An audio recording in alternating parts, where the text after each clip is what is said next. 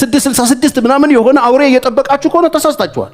እኔ 666 የሚባለውን አውሬ እያየሁት ነው። ሕፃን ሲበላ አየዋለሁ፣ አውሬ ሆኖ ህዝብ ሲበላ አየዋለሁ፣ ሀገር ሲበላ አየዋለሁ። አውሬው ከዚህ በላይ ምን ቢመጣ ምን ያደርገናል?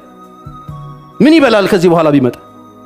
እያየነው እንደ ጫት እንደዚህ ሀገር እየቀነጠፉ እየበሉ ነው ያሉት። ሌላ አውሬ ጅራታም እሳት የሚተፋ ዳይኖሰር እየፈለጋችሁ ከሆነ ተሸውዳችኋል።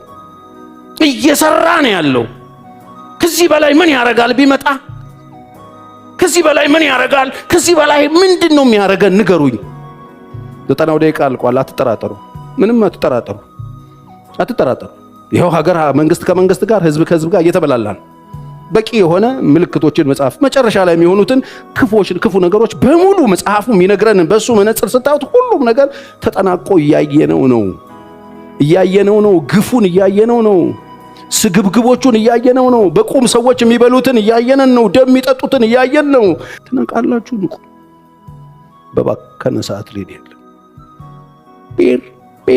ጴር የሚደረግበት ሰዓት ቀርብ ያልቃል። በፊቱ እንቆማል። መልስ እንቀበላለን።